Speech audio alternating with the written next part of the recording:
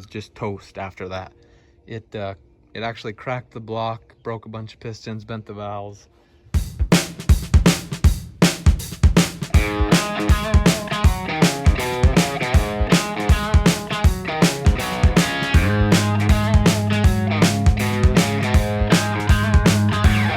Today we are working on my 1973 Blazer. Gonna not work on the Model A for right now. I'm gonna take a break from that for a while, and decided I would work on this. This currently has a 6-liter LS motor in it. I don't know if you'd call it an LS or a Vortec. I don't know what people are calling them these days, but it's a 6-liter. Runs pretty good. I got a little, I think I took the torque management out of the computer, stuff like that. But I currently don't have the computer hooked up, and I mean, there's all these wires hanging. Oh boy. But this is the fuse block for the engine side of things. And then I got these are electric fans. I really need to redo some wiring on this thing. I did this back when I was still in high school, and honestly my normal truck had broke, so I had to use this thing for about a solid year, and man, through the winter and everything. And this thing was, let me tell you, these Blazers do not seal up the best. As you can see, there's, I mean, some giant holes here. Of course, you could get weather stripping, and we could put new weather stripping on it.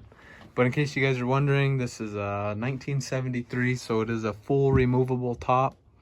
And then it does have a factory roll cage in it. I got a sub box in here from back in the old high school days. And then this one did come factory with bucket seats, and the center console was factory in it. This one, of course, 4-wheel drive. What else is this? This one does have an electronic pedal, so it's got that newer pedal in it. But other than the LS motor, I left this thing pretty much alone. Unfortunately, the oil pressure gauge here leaked down onto the carpet and frickin' stained it all to heck, but that's okay. This thing actually used to be a baby blue. It's like just like this. This is actually the original color of it. And then I ended up, when I got it, it was of course still that color.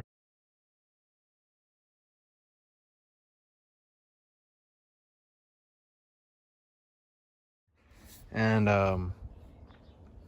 it had some rust and some dents in some places. The main rust that it had was right back here, and you could actually see my welds from, I mean, I did this probably years, long time ago, but I grinded it a little bit too thin and it cracked a little bit actually. So I gotta fix that. But I'm not too worried about it, because I mean, the way it looked before, this whole quarter was pretty much rusted out up here and down here on the corners. So I mean, I'm not too mad about the cracks here. This one is the factory Cheyenne, so it does have the all the trim options and stuff like that. It does have a has a 12-bolt posi for the rear end, which is another really nice option. Somebody ordered it with a I think it's a 30-gallon fuel tank, and it does have a factory what do you call that, factory skid plate for the fuel tank. And then somebody added these, I don't know, some off-road place up in Albuquerque, New Mexico, I believe, did this. They added 2 fuel tanks on either side, so this thing actually had 3 fuel tanks at one time, which is kind of crazy. I mean, I couldn't imagine filling that up. And then it was in a small accident over here at one point, I believe. So if you look at the grill, it does say 454 on it, but this was not originally a 454. This one was just a 350 with the 4-barrel on it. And actually, when I got it, it had the original engine in it, but what happened, the air cleaner stud unscrewed, fell inside the engine, and the engine was just toast after that.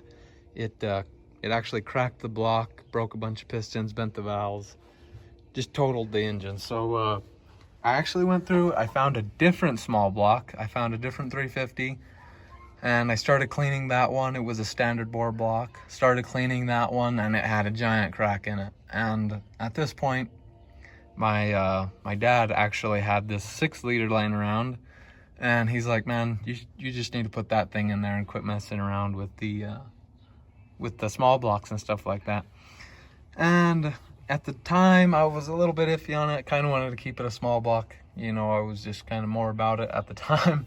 But I figured, why not try the 6-liter out? So this was actually my first LS swap that I ever did. And, you know, my dad had done it a couple times before me.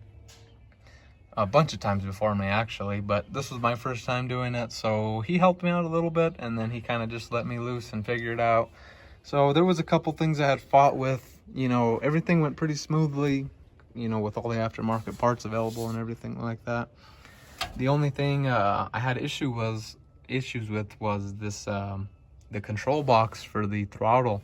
I actually have the older one with the plastic back on it, and my throttle pedal and the, what the hell do you call that? That's the,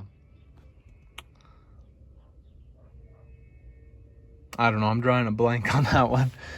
But all the throttle stuff just was not working out together. Did some research, found out that these control boxes were actually different. I got one with a metal back, plugged it in, and everything worked beautifully since then. Other than that, never really had any issues with it. Other than, I mean, the swap was super simple. I was able to keep basically all the truck stuff. So, I mean, this is all the truck alternator brackets, water pump, stuff like that. And then the manifolds were actually, those are just stock truck too. They barely fit in the frame rail. You could see how close that one is. I mean, it's got maybe like 1/8 of an inch over there. But clears, and the other side is the same thing. But the dipstick's right in the way. Can't really see it.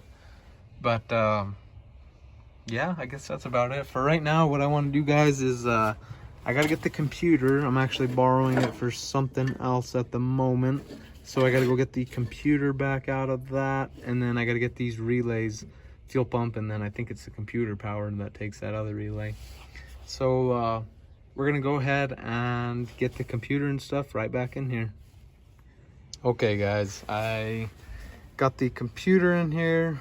Got the fuses, the relays in.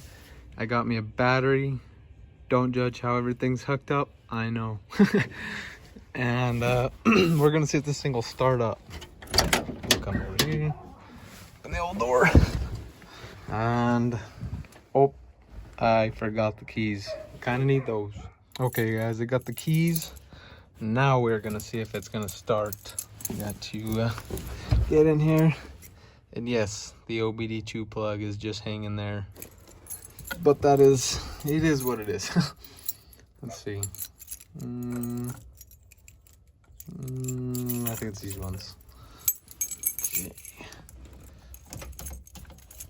Damn. Definitely not that key. It's these ones. My bad. Oh my gosh, the heater.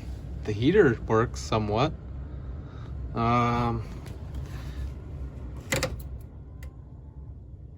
It didn't quite shut off. Oh, look at that. There it goes. Now it shut off. Radio was still working. And we'll see if it starts. Oh yeah. There she is. She's alive.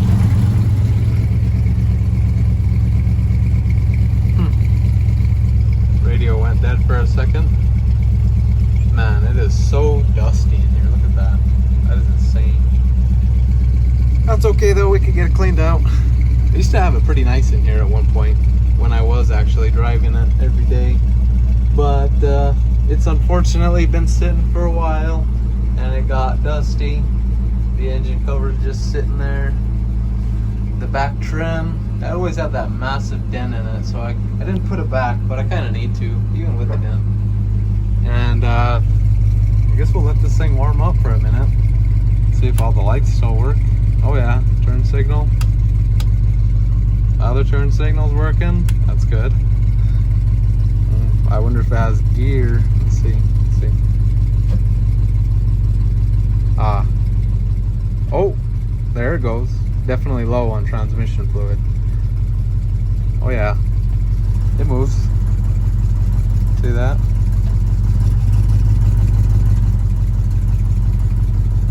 Okay. So it still moves. Goes into gear good. Everything like that. Now, we kind of just need to... I don't know. I guess we'll just let it warm up for now and think something to do with it. Okay, guys. Just looking at it behind that sunset. It looks absolutely beautiful. But probably got a really bad idea. I got all this space out here. I figure, why not do a couple donuts in it? I mean, I haven't done it in quite a while. And I mean, this is just like the perfect terrain to do it. Hopefully, I mean, everything will go good. I'm not too worried about it. Okay, everybody, hopefully this goes well.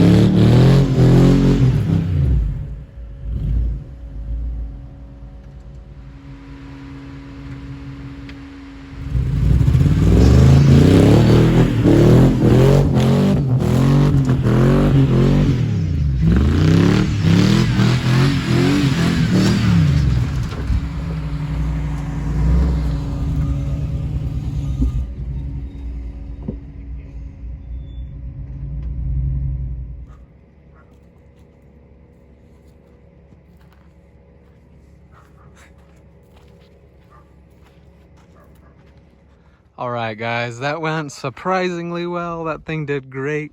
And man, I made a huge mess out here. I guess I kind of cleaned it. I kind of tilled up the ground, make the weeds grow good next year. But look at these ruts, man. Oh my gosh, these are as big as my shoe, in case you're wondering. Yeah, but these are getting really bad. So I'll probably have to come out here, definitely blade with the tractor before I mess with this some more. But the idea is out here, one of these days, I would like to get all this trees and there's some junk over here that I really need to get out of here. A bunch of wood over there. But the idea is, one of these days we'll clean all this out and we're gonna make possibly a gigantic like dirt track, mainly for old cars and stuff like that. But that's the plan for right now. It's starting to get pretty dark, but man, these freaking bumps are huge. But Blazer did good, surprisingly. I like to start it up every about couple weeks or so and usually take it for a drive. I usually don't beat it up like that, but I figure for the YouTubes I would go ahead and experiment. But let's see here if we got any damages done. Okay, our battery stayed in place. No, there's no bolts. I know. Just don't worry about it. It is what it is. And everything else did good.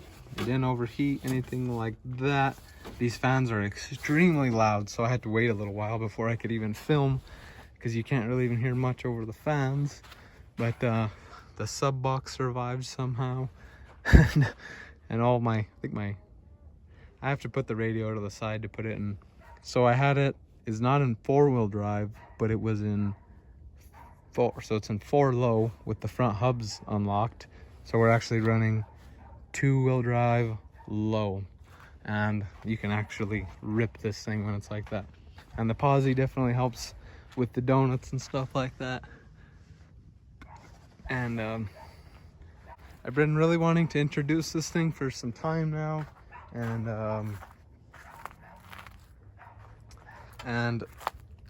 you know, hopefully in the future, guys, we can, you know, do some upgrades to this thing. I'm sure you guys heard in the videos, it's not running 100%. I'm not sure. I never put oxygen sensors on it, so it still needs O2 sensors, but I mean, minor details, you know, so that's probably why it's not running, you know, 100%, but it's just little stuff like that, and there's really no harm to anything, or no harm, no foul. So that's where we're gonna leave this video, guys. Thanks for watching. Please like and subscribe, and we'll catch you guys in the next one. It's running pretty good. I think it might have just needed to be cleared out. I mean, you can tell it shakes the whole, literally shakes the entire Blazer, which is pretty crazy.